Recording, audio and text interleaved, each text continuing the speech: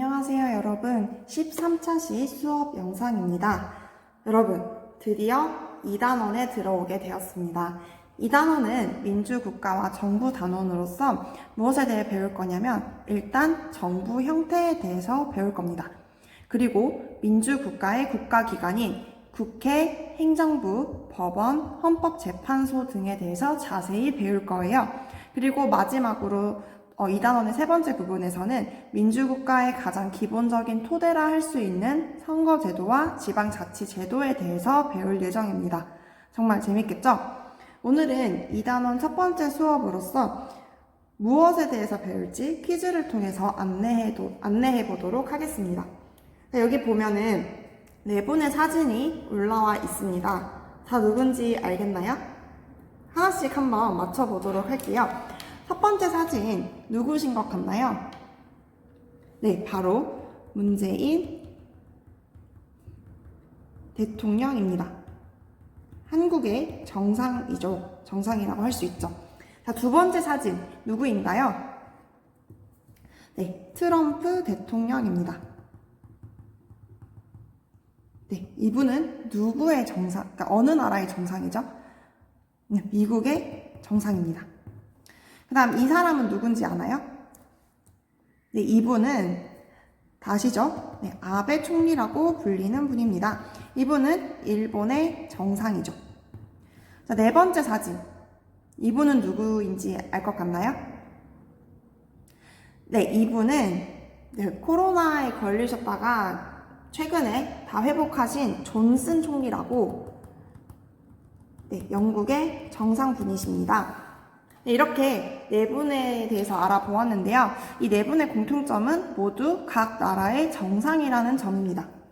근데 특이하게도 똑같이 각 나라의 정상인데 누구는 대통령이라고 불리고 누구는 총리라고 불려요. 왜 이런 차이가 발생하게 된 걸까요?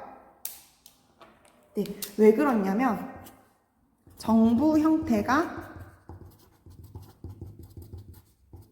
다르기 때문입니다. 한국과 미국의 경우에는 대통령제를 채택하고 있기 때문에 대통령이라 불리는 거고요. 일본과 영국은 의원 내각제라는 정부 형태를 채택했기 때문에 총리라고 불리는 겁니다. 이번 시간부터 한 3시간 정도에 걸쳐서 정부 형태에 대해서 자세하게 알아볼 예정입니다. 근데 우리가 모든 나라의 정부 형태를 배울 건 아니고요. 민주국가의 정부 형태에 대해서 배울 예정입니다. 그러니까 북한과 같은 독재국가의 정부 형태는 우리가 궁금해할 필요가 없다는 거죠. 알겠죠? 네, 그러면 본격적으로 정부 형태에 대해서 배워보도록 하겠습니다. 자, 정부 형태에는 여러 종류가 있는데 그 중에서도 이번에 배울 거는 민주국가의 전형적인 정부 형태입니다. 민주국가의 전형적인 정부 형태다라고 하면은 의원 내각제와 대통령제 이렇게 두 가지가 있다라고 생각하면 됩니다. 그래서 시험 문제에서 만약에 전형적인 정부 형태다라는 말이 나오면은 의원 내각제나 대통령제 둘 중 하나를 떠올리면 되는 거예요. 알겠죠? 이거 잘 기억해 둬야 돼. 의원 내각제랑 대통령제 중에 하나다라는 말이 없어도 전형적인 정부 형태가 적혀 있으면 의원 내각제 또는 대통령제를 떠올리면 됩니다. 그러면 이 의원 내각제와 대통령제를 분류하는 기준은 무엇이냐? 뭐냐면은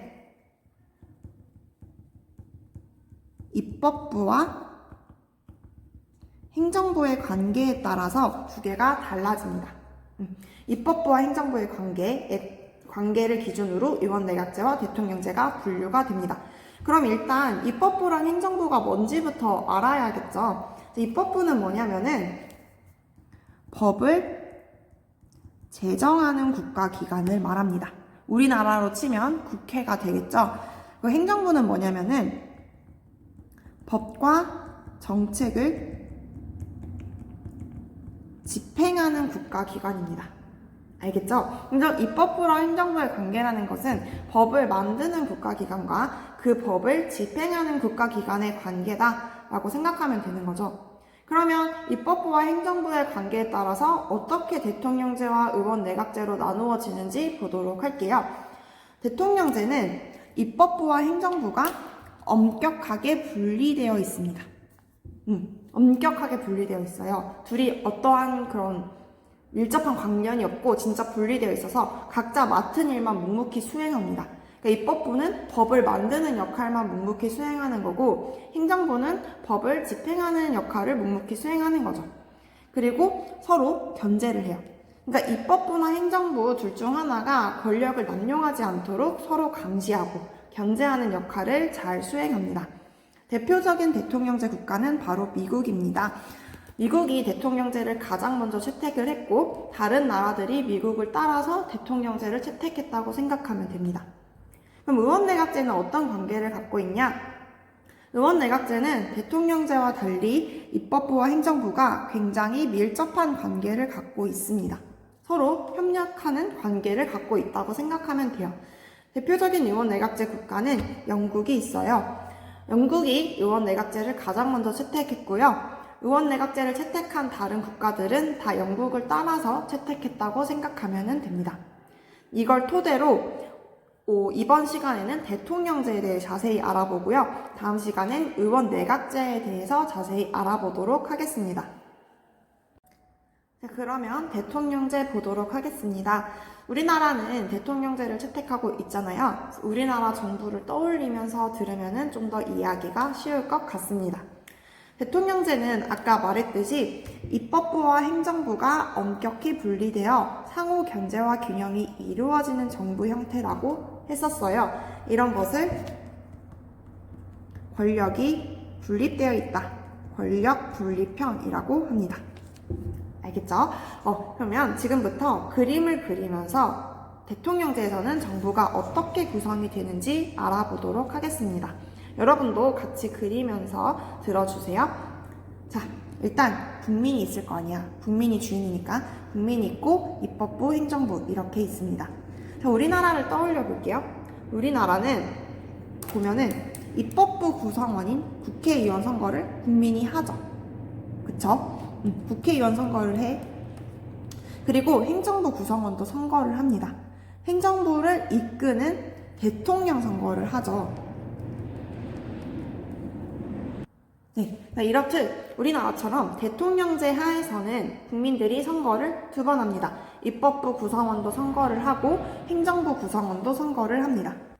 근데 여기서 행정부 구성원 전부, 장관, 차관을 다 선거로 뽑는 건 아니고 대통령 선거를 하죠. 그럼 대통령이 뽑히잖아요? 대통령이 선출이 되면은 대통령이 행정부를 구성을 하는 거예요.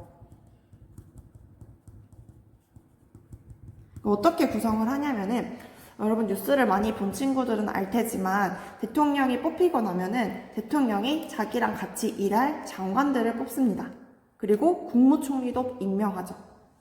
그죠? 그러니까 대통령이 행정부를 보면은 여러 부서가 있어요. 교육부, 국방부, 가족, 행정안전부, 여성가족부 이런 각 부서가 있는데 그 부서를 이끄는 사람이 장관이에요. 그 장관을 대통령이 임명을 해요. 그러니까 대통령이 자기랑 같이 일할 국무총리 그리고 장관을 임명함으로써 행정부를 구성을 하는 거죠. 그러니까 어떻게 구성을 한다? 강요를 임명함으로써. 강요가 장관이에요. 그러니까 우리가 대통령을 뽑으면 대통령이 자기랑 같이 일할 강요, 즉 장관을 임명함으로써 행정부를 구성하게 되는 거죠. 알겠죠? 이해되죠? 이 입법부와 행정부는 엄격히 분리되어서 각자 일을 성실하게 수행한다고 했습니다. 입법부는 법을 제정하는 역할만 수행을 하는 거고 행정부는 법을 집행하고 정책을 집행하는 역할만 수행하는 거죠. 그리고 대통령제 특징 중에 또 다른 하나는 상호 견제와 균형이 이루어지는 형태라고 했습니다. 그러니까 서로 견제할 수 있는 수단이 있다는 거죠. 그 수단을 알아볼게요. 일단 행정부는 입법부를 어떻게 견제하냐? 바로 법률안 거부권을 통해서 입법부를 견제합니다. 법률안 거부권이 뭐냐면은 입법부가 법을 만드는 국가기관이라고 했잖아요. 그럼 입법부에서 법을 만들고 우리 이런 법 만들었어 라고 발표하면은 끝나는 게 아니에요. 이런 법이 만들어졌습니다 라고 발표하는 건 대통령이 하는 일입니다. 다다음 시간에 배울 거예요. 어쨌든 대통령한테 통과를 받아야지 그 법이 세상에 시행이 되게 된다는 거예요. 그럼 입법부는 법을 만들고 대통령한테 보여줄 수밖에 없겠죠? 근데 대통령이 이제 법을 보는 거지. 봤는데 무슨 이런 개떡 같은 법이 있어. 이런 법은 절대 시행할 수 없다 라고 생각할 수 있겠죠? 그때 법률안 거부권을 행사할 수가 있습니다. 대통령이 이 법은 시행하지 않겠다라고 거부를 하면은 그 법은 다시 입법부로 돌아가게 되고요. 입법부는 이것을 다시 검토해서 보내야 됩니다. 알겠죠? 이게 법률안 거부권입니다. 그럼 입법부도 행정부를 견제할 수 있는 수단이 있어야겠죠? 뭔지 볼게요. 첫 번째, 각종 동의 승인권이 있습니다. 네, 동의랑 승인 무슨 말인지 알죠? 많이 들어봤죠? 그러니까 둘 다 오케이, 허락한다 라는 뜻이에요. 근데 이 동의와 승인의 차이점은 뭐냐면 동의는 사전, 어떤 일을 시행되기 전에 허락을 받아야 된다는 거고 승인은 사후, 어떤 일이 시행되고 나서 오케이를 받아야 된다는 겁니다. 그럼 동의랑 승인은 어떤 경우에 필요하냐? 동의 같은 경우는 국무총리, 헌법재판소장 이런 주요 공직자들 있잖아요. 고위 공직자들. 이 사람들을 대통령이 임명하는데 이 사람들을 임명할 때 반드시 국회의 동의가 필요합니다. 국회가 동의해주지 않으면 임명할 수가 없어요. 또는 외국과 조약을 체결할 때 이것도 대통령이 체결을 하는 건데 이것도 반드시 국회의 동의가 있어야 합니다. 그렇죠? 그리고 승인은 어느 경우에 쓰냐면 긴급 명령이라고 해가지고 대통령이 정말 국가적 위기 상황일 때 이렇게 해라고 명령을 내릴 수 있는 아주 강력한 권한이 있어요. 이 명령을 일단 내릴 수 있어. 그러면 나중에 국회가 승인을 해줘야 돼요. 근데 국회가 생각을 해봤는데 이 명령은 좀 부당한 것 같아 라고 해서 승인을 안 해주잖아요. 그러면 그 명령은 취소가 되게 됩니다. 효력이 없어지게 돼요. 알겠죠? 근데 이렇게 자세한 건 알 필요 없고 그냥 동의 승인권이 있구나 정도만 지금은 알아두면 될 겁니다. 한 가지 권한이 더 있어요. 바로 탄핵 소추권입니다. 우리 탄핵은 익숙하잖아요. 탄핵의 역사가 있는 나라이기 때문에 탄핵은 익숙할 텐데 여기 소추라는 말이 나와 있습니다. 소추라는 말은 뭐냐면은 심판을 신청한다는 뜻이에요. 그러니까 탄핵 소추권이라는 것은 탄핵 심판을 신청할 수 있는 권한이라는 거죠. 여러분 아시겠지만 탄핵 결정은 국회가 하지 않아요. 탄핵 결정은 어떤 국가기관에서 하죠? 저 헌법재판소에서 해요. 그러니까 탄핵소추권이라는 것은 국회가 헌법재판소에 탄핵 심판을 신청할 수 있는 권한이라는 거죠. 이해가 되죠? 입법부는 행정부의 견제수단으로 각종 동의 승인권 및 탄핵소추권을 갖고 있습니다. 이걸 바탕으로 옆에 있는 특징들을 정리해 보도록 하겠습니다. 자, 구성 방법부터 볼게요. 입법부는 아까 말했죠. 국민들이 총선, 국회의원 선거를 통해서 의회 의원을 선출합니다. 그리고 행정부는 의회 선거와 별도로 대통령 선거를 치러서 대통령을 뽑습니다.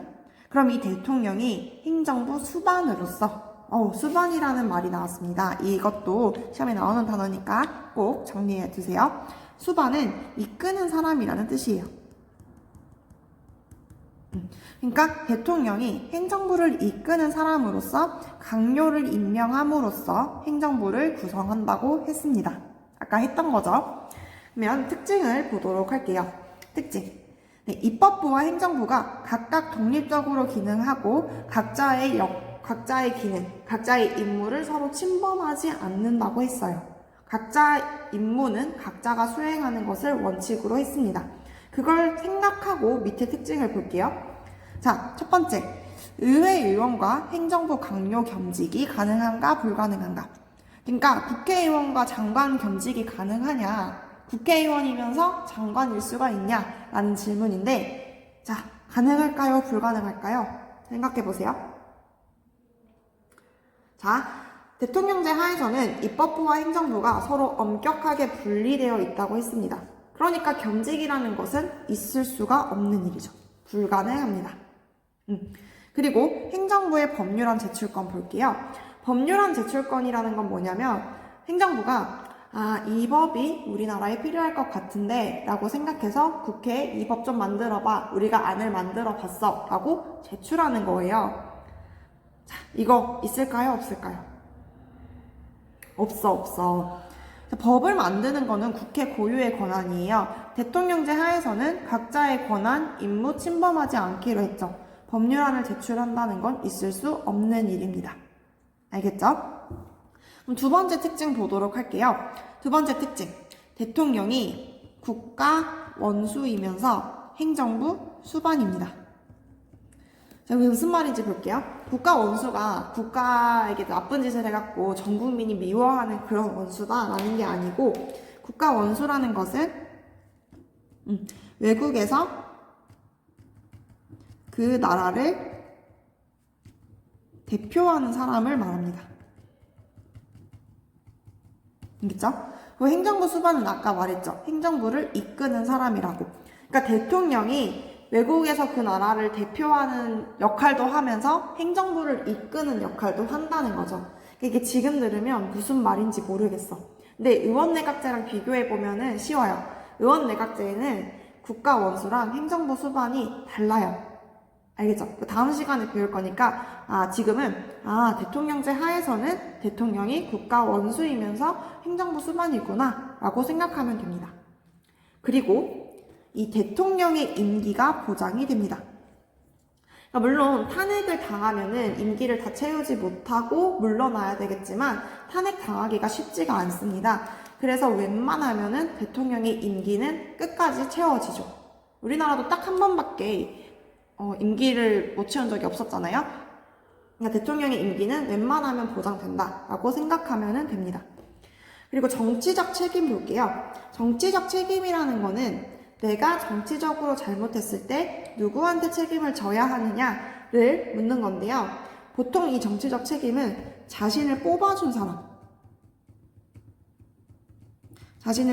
사람한테 집니다. 보통은. 대통령 누가 뽑았죠? 국민이 뽑았다고 했죠. 국민이 뽑아줬어요. 그럼 당연히 대통령과 행정부는 국민에 대해서 책임을 져야 합니다. 알겠죠? 이 특징이 시험에 진짜 많이 나와요. 이거 꼭 의원내각제랑 비교해서 정리해 두어야 됩니다. 견제 방법도 시험에 진짜 많이 나와요. 이것도 잘 알아둬야 돼. 근데 견제 방법은 아까 했어요. 아까 한 거 기억나죠? 대통령은 의회에 대해서 어떤 견제를 할 수가 있었죠? 네, 법률안 거부권을 행사할 수가 있었습니다. 네, 법률안 거부권을 행사할 수 있었고요. 의회는 대통령에 대해서 어떤 권한을 행사할 수가 있었죠? 네, 각종 동의, 승인권을 행사할 수 있었고, 또 고위공직자에 대한 탄핵 소추권을 행사할 수 있다고 했습니다. 여기까지 잘 정리되었죠? 자, 그러면 지금부터는 여대야소와 여소야대에 대해서 배워보도록 하겠습니다. 이게 시험에 종종 나오는데 많은 수험생들이 헷갈려하는 부분이에요. 그러니까 처음 공부할 때부터 개념을 잘 잡아두어야 합니다. 그러면 지금부터 이 여대야소에서 각각이 의미하는 게 뭔지부터 보도록 하겠습니다. 여기 나오는 여랑 야 있죠? 이게 여당, 야당을 의미하는 거예요. 여당, 야당 많이 들어봤죠? 여러분은 이제 이 여당, 야당을 구분할 수 있는 지성인이 되는 겁니다. 볼게요. 의미부터 정리해 볼게요. 여당은 뭐냐면은 쉽게 말해서 행정부를 장악한 정당이라고 생각하면 됩니다. 그러니까 대통령제 하에서는 대통령을 배출한 정당이라고 생각하면 돼요. 그러니까 대통령 소속 정당. 대통령제 하에서는 이 대통령 소속 정당이 여당이다라고 생각하면 됩니다. 그러니까 쉽게 이해하기 위해서 이렇게 말하는 거지 정의는 좀 달라요. 어쨌든 대통령 소속 정당을 여당이라고 합니다. 그럼 우리나라에서 여당은 무슨 정당일까요?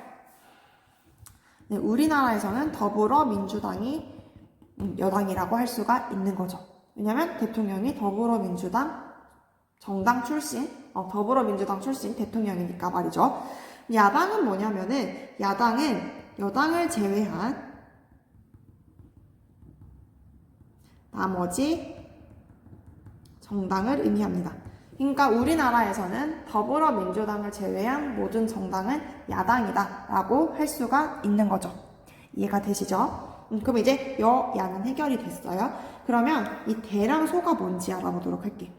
자, 여기서 대가 붙는 거는 어떤 경우냐면은 국회에서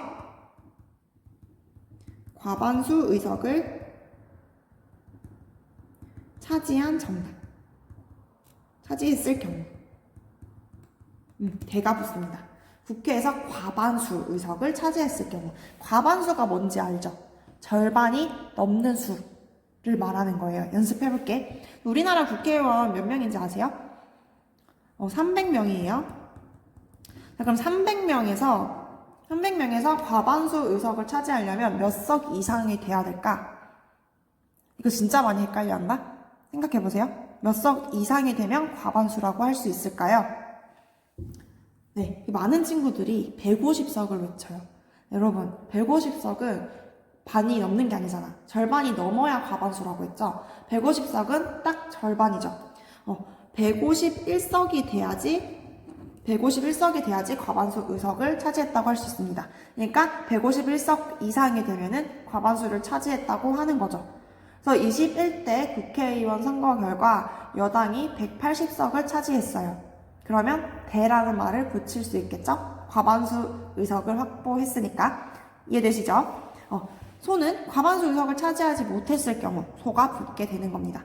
그럼 여대 야소라는 말은 무엇이냐면 여당이 대통령을 배출한 정당이 국회에서도 과반수 의석을 차지했다는 것을 의미하는 겁니다. 알겠죠? 여소야대라는 것은 뭐냐? 여당이 국회에서 과반수 의석을 차지하지 못했다는 말입니다. 이해되죠? 이거 잘 정리해 주어야 돼요. 우리 연습 한번 해볼게요. 1번 문제 볼게요. 자, 어떤 나라인지는 모르겠지만 총 의석수가 200석입니다. 대가 되려면 몇 석 이상을 얻어야 될까요? 대가 되려면 헷갈리지 말라 했어. 101석 이상을 얻어야지 대를 붙일 수가 있습니다. 알겠죠? 자, 봤더니 A당이 150석, B당이 50석을 차지했네요. A당 대 붙일 수 있나요? 과반수 넘었죠? 네, 대를 붙일 수가 있고요. B당에 소를 붙일 수가 있습니다. 대통령 선거 결과 A당 출신 대통령이 됐네요. 자, 여기서 여당은 무슨 정당일까요? A당이겠죠? A당이 여당입니다. 그러면은 여대 야소랑 여소야대 중에 무엇일까요? 여당이 과반수 의석을 확보했으니까 여대 야소가 되겠죠. 쉽죠? 네, 2번과 3번은 여러분이 먼저 풀어보고 저의 풀이를 들어주세요. 잠깐 정지 버튼 눌러주세요. 네, 풀어보았나요?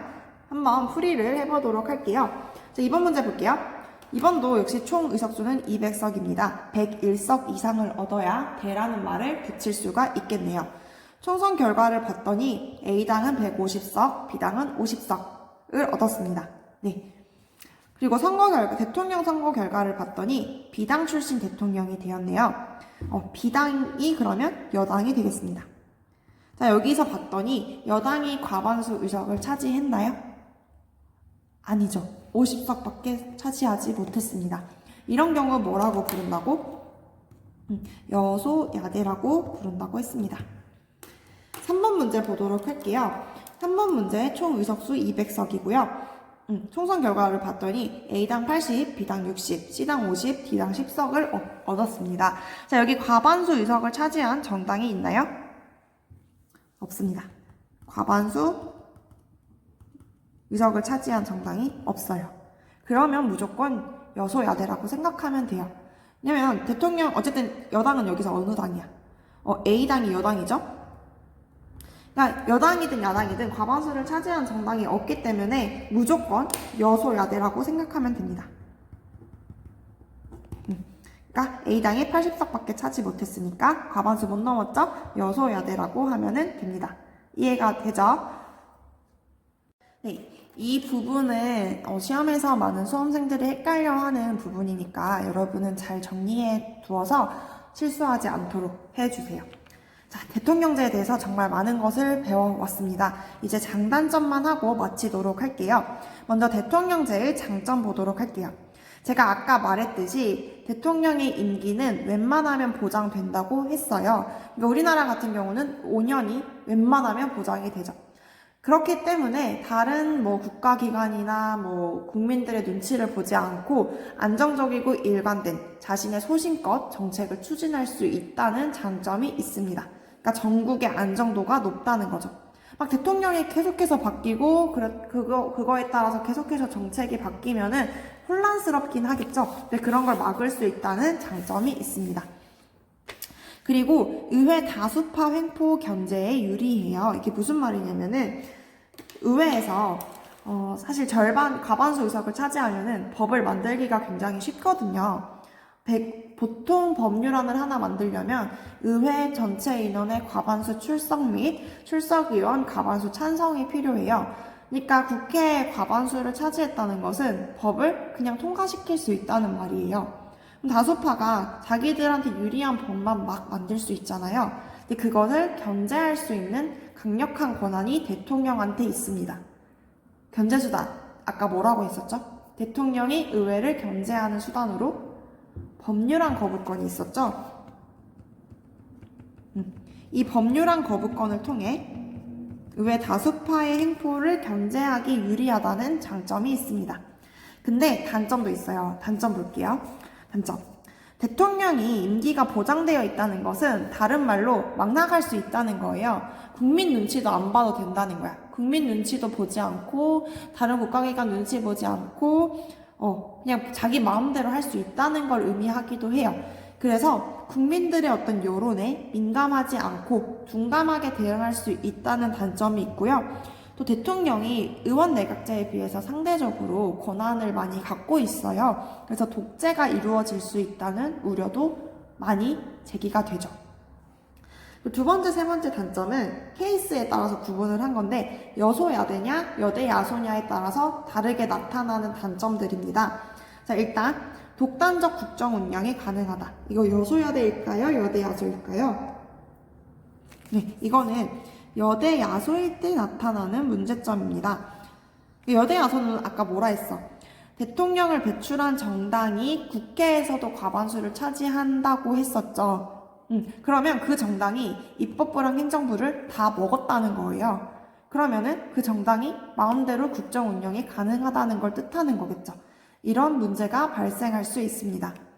그리고 나머지 3번 여소야대일 경우에는 행정부와 의회 대립 시 갈등 중재가 어렵습니다. 그러니까 대통령을 배출한 정당이 국회에서 과반수를 차지 못한 거죠.